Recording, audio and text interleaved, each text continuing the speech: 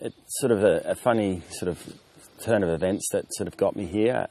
I was obviously had a couple of horses selected for Rio, and of one went, and the second horse that was going to be a backup horse had a virus just before we left, and he didn't make the same flight as my Rio horse, and I put another horse on the flight with him to come over, and so I ended up with 3 of my best horses here at the end of last year, and I had planned on going straight back after doing Burley, and the horses didn't quite cope with the ground, and they'd sort of probably been here a little too long and started to acclimatise to the British conditions, and when that happens they sort of go into a bit of a flat spot, and it just felt like I hadn't done as well as I would have liked, and just with my family as well. My wife hasn't ever had a season over here, and the kids start school next year, and just having the horses here and the opportunity is probably not going to arise where I'm going to have 3 good horses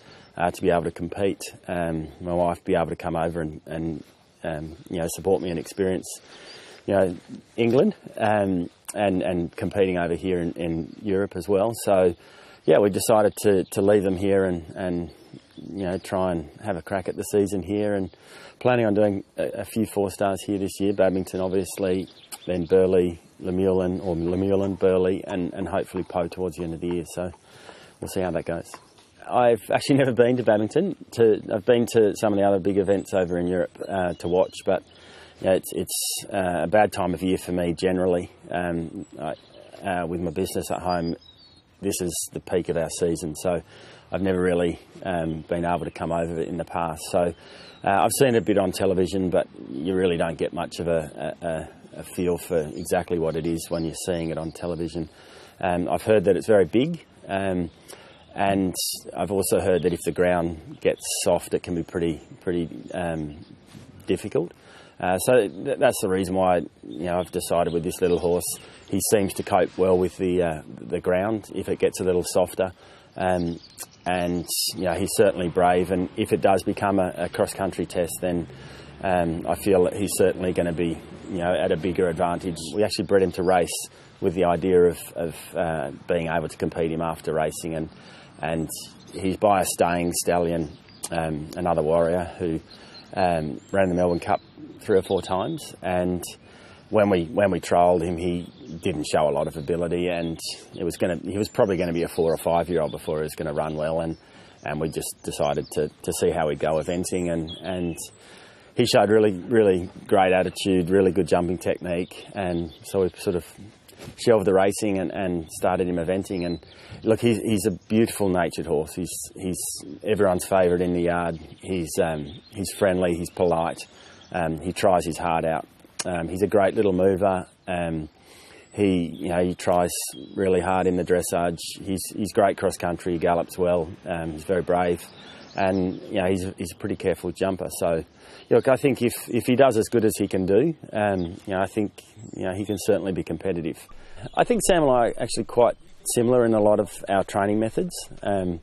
We're both fairly classical in the way in which we go about it. I think Sam's probably a little more relaxed than what I am. I was talking with our dressage coach Gareth the other day, and he was saying it's probably a good thing for both of us that some of his strengths or weaknesses sort of complement me, and I certainly felt that he's done a great job with my horses since I've come over. That they're going really well. It's very difficult being on the other side of the world, about to go to one of the biggest 4-stars in the world, and you only get 2 opportunities of a couple of weeks in front of the event to ride my horses and get them fit, and well, not so much get them fit, but make sure their fitness is right, and fortunately Sam's been doing a great job. I guess short term I'm looking at World Games next year, and certainly looking forward towards Tokyo. And yeah, just trying to keep getting better, trying to get better results.